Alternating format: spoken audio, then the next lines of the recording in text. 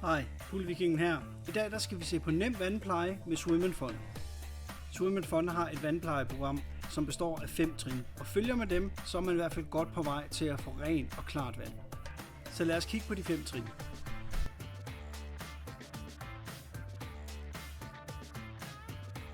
Når man nu har fyldt vand i poolen, så skal man selvfølgelig lige have testet vandkvaliteten, inden man kan begynde at bruge vandplejemidlerne. Og det kan man blandt andet gøre med de her teststrips. Og hvis man vil flotte sig, jamen, så kan man gå lidt op i udstyr, og så kan man fx bruge en digital pooltester. pH-værdien er det første, man skal regulere, når det er sådan, man har kommet vand i sin pool. Og pH-værdien den skal ligge på omkring 7,0, det vil sige, det er der, hvor vandet det ligesom er neutralt, det er der, hvor det er sundest at bade i. Og afhængig af, hvordan ens resultat det nu er, når man måler pH-værdien i vandet, jamen så er det sådan, at man så kan komme til at bruge pH+, hvis det er sådan, at pH-værdien er for lav. Er den for høj, jamen så skal man jo så bruge det her pH-. En korrekt pH-værdi den skal ligge på mellem 7,0 og 7,4. Er det over eller under det, så er det, I skal have reguleret vandet.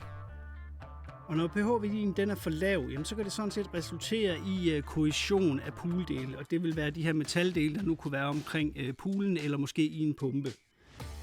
Når pH-værdien den er for høj, jamen, så er det, at man kan få nogle hudirritationer og røde øjne, kløe, når det er sådan, man bader. Og så kan der komme nogle kalkaflejringer sådan på ens liner eller poolstige. Så når pH-værdien den er for lav, så er det jo så, at man skal bruge det her pH+. Og der kan man jo simpelthen bruge toppen her, låget, som målebærer. Og når man skal regulere den, jamen, så skal man egentlig bruge 100 gram for at, kan man sige, hæve den med 0,2, hvis man havde 10.000 liter i en pool. Når pH-værdien den er for høj, jamen, så skal man bruge 150 gram for at sænke den med 0,2 i en 10.000 liters pool. Når man så har fundet den korrekte mængde, man skal bruge enten pH- eller pH+, så tager man en spand og hælder noget vand i fra poolen, og så hælder man indholdet i spanden og blander det op indtil det er opløst, og så hælder man det hele vejen rundt langs kanten i ens pool, og så skal det egentlig bare have lov at virke.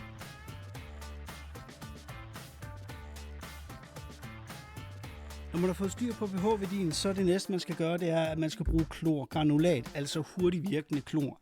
Og der bruger man den her klorstarter. Når man skal bruge klorstarteren, så tager man en balje og fylder op med vand, og så hælder man den korrekte dosis i og blander det op, indtil det er helt opløst. Og så går man en tur rundt om sin pool langs poolkanten og fordeler det i hele poolen.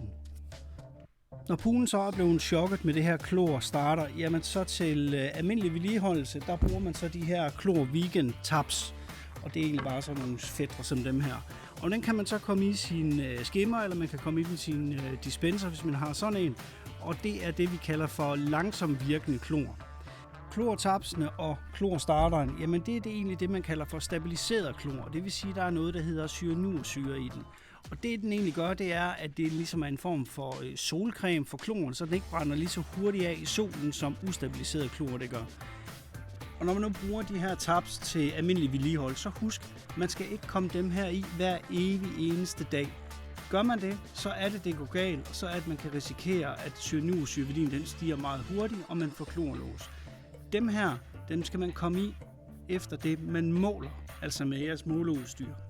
Så når jeres måleudstyr de viser, at den mangler klor, så kommer I dem her i. Ikke hver dag. Og en korrekt klorværdi, som virker bedst i poolen, jamen den skal ligge mellem 1,0 og 3,0.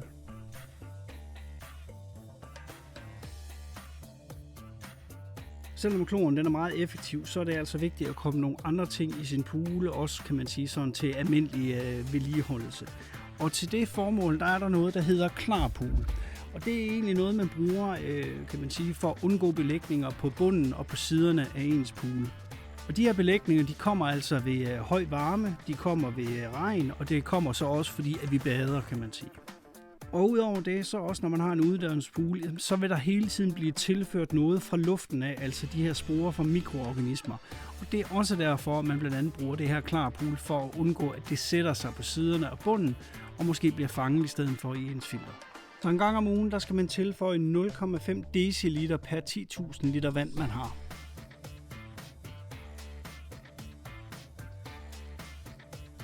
Hen over sommeren, der kan man opleve, at vandet det bliver grumset, og det er fordi filteret måske ikke kan opfange de helt små snuspartikler, der nu kan komme ned i poolen.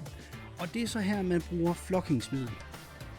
Har man sand eller glas i ens filtersystem, jamen så kan man jo så bruge de her flokningssticks til at komme i ens skimmer. Prøv at åbne her. Så er vandet grumset, så smid sådan en her i, og så lader den køre i 2 til 3 dage, og så backwashe efterfølgende. Og er det ikke nok, er der stadigvæk vandet grumset, så tager I en mere og kommer i skimmeren og 2-3 dage, og så backwasher I bagefter. Når flokningssticksene de er blevet opløst, jamen så det der egentlig sker, det er, at de binder sig til de her små fine partikler, og så falder de ligesom lidt til bunden af ens pool, og så kan man støvsuge dem op, enten ved at bruge almindelige støvsuger til en skimmer, eller bruge en poolrobot. Bruger man filterkugler i ens filter, jamen så kan man altså ikke bruge de her almindelige flokningsmidler, altså de her flokkingsticks. Så vil filterkuglerne simpelthen klappe sammen, og så vil de miste deres effekt. Så her, der skal man ikke bruge det. Til gengæld, så kan man bruge det her SeaClear. Modsat flokningsmiddel, så når man bruger SeaClear, jamen så de her små partikler, jamen de falder ikke til bunds, når det er, så man bruger SeaClear. De samler sig faktisk mere i overfladen, og så kan de simpelthen løbe ind igennem en skimmer. Så SeaClearen kan altså godt gøre uklart vand klart igen, men den største fordel ved at bruge det her, det er simpelthen, at ved at bruge det, jamen så kan man faktisk reducere sit klorforbrug med helt op til 40%. Og når man har filterkugler, som sagt, så er det en fordel at bruge det her. Men bruger du sand eller glas, så kan du altså stadigvæk bruge SeaClear.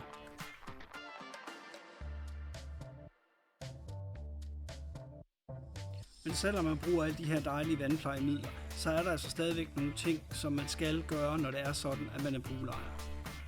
Det er en rigtig god idé at kigge ud til sin pool, i hvert fald en gang om dagen. Bare for måske lige at fjerne de der blade og skidt, der samler sig i overfladen. Fjerner I ikke det, jamen så vil noget af jeres klor gå til at bekæmpe det, for der vil også være sporer, altså mikroorganismer i dem. Og så husk, når det er sådan, man arbejder med vandplejemidler, det skal ikke foregå indenfor inde i køkkenet. Du står ikke og laver mad. Det foregår udenfor, ude ved poolen. Men at fjerne skidt og snavs fra overfladen, det er jo selvfølgelig ikke nok. Det er selvfølgelig også vigtigt, at man jævnligt bundstøvsuger sin pool for det snavs, der kommer ned der. Man kan gøre det via en almindelig slange, og så sætte sit støvsugerbørste hoved på og støvsuge den manuelt, eller også så kan man f.eks. bruge en poolrobot. Og hold nu øje med jeres vandpumpe og jeres filter i løbet af sæsonen, fordi når det er sådan, man bruger glas eller sand, jamen så skal man jo løbende backwashe. Hvis man bruger filterkugler, jamen så kan det altså være en god idé måske sådan halvvejs ind i sæsonen og lige at åbne og kigge og måske smide dem i vaskemaskinen ved 30 grader uden vaske- eller skyllemidler, og så er de ellers klar til at køre igen.